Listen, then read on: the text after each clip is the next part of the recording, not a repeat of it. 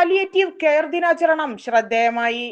സാന്ത്വന പരിചരണത്തിന്റെ പ്രാധാന്യം വിദ്യാർത്ഥികളിലും പൊതുസമൂഹത്തിലും എത്തിക്കുക എന്ന ലക്ഷ്യത്തോടെ എടത്തനാട്ടുകര പാലിയേറ്റീവ് കെയർ സൊസൈറ്റിയുടെ നേതൃത്വത്തിൽ പാലിയേറ്റീവ് കെയർ ദിനാചരണം സംഘടിപ്പിച്ചു. ചടങ്ങ് കോട്ടപ്പള്ള ടൗണിൽ നടന്ന പൊതുയോഗം palliative care clinic chairman Rasheed Chathurala അധ്യക്ഷത വഹിച്ച ചടങ്ങിൽ Mannarkkad block panchayat vice president Basheer Thekkan ഉദ്ഘാടന കർമ്മം നിർവഹിച്ചു.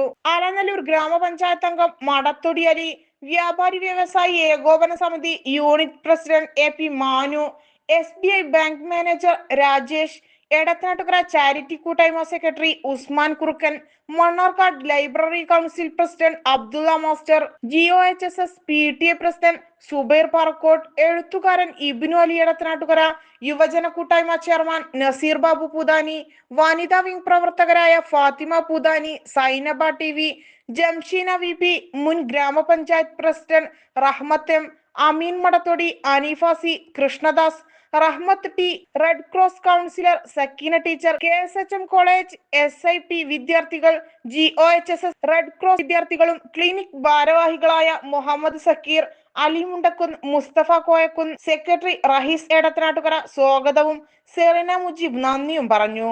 എടത്തനാട്ടുകര പാലിയേറ്റീവ് സൊസൈറ്റി കെയർ എന്ന് ഈ കഴിഞ്ഞ കാലം കൊണ്ട് തെളിയിക്കപ്പെട്ടിരിക്കുകയാണ്. അതുകൊണ്ട് തന്നെ ഈ കഴിഞ്ഞ 17 വർഷം കൊണ്ട് എടത്തനാട്ടുകരയിലെയും അലനല്ലൂർ പഞ്ചായത്തിലെയും എടത്തനാട്ടുകര കോട്ടോപ്പാടം പഞ്ചായത്തുകളിലെയും കിടപ്പ് രോഗികൾ ഉൾപ്പെടെയുള്ള സാധാരണക്കാരിൽ സാധാരണക്കാരായ ജനങ്ങളുടെ ഹൃദയങ്ങളിൽ സ്ഥാനം പിടിച്ച ഒരു പ്രസ്ഥാനമായി എടത്തനാട്ടുകരയിലെ ഈ പാലിയേറ്റീവ് സൊസൈറ്റി കെയർ ഇതിനകം മാറാൻ കഴിഞ്ഞിട്ടുണ്ട്. നമുക്കറിയാം, ഇവിടെ പറഞ്ഞു, കഴിഞ്ഞ 17 വർഷത്തിനിടയിൽ ആരാരുമില്ലാത്ത സ്വന്തം കുടുംബങ്ങൾ പോലും നോക്കാനും കാണാനും അറക്കുകയും വെറുക്കുകയും ചെയ്യുന്ന കിടപ്പ് രോഗികളുടെ ഒരാശാ കേന്ദ്രമായി ഈ സൊസൈറ്റി പ്രവർത്തിക്കുമ്പോൾ, ഈ പാലിയേറ്റീവ് കെയർ പ്രവർത്തിക്കുമ്പോൾ 4800ഓളം വരുന്ന രോഗികളുടെ ആശാ കേന്ദ്രമായി മാറാൻ, അവർക്കാവശ്യമായ ശുശ്രൂഷ നൽകാൻ, സേവനം നൽകാൻ ഈ സൊസൈറ്റിക്ക് കഴിഞ്ഞിട്ടുണ്ട് എന്ന് പറയുമ്പോൾ ഞാൻ അതിൽ മനസ്സിലാക്കുന്ന, ഒരു പക്ഷേ കേരളത്തിൽ ഇത്രത്തോളം രോഗികളെ പരിചരിച്ച ഒരു പാലിയേറ്റീവ് കെയർ നമുക്ക് കേരളത്തിൽ തന്നെ കാണാൻ കഴിയില്ല.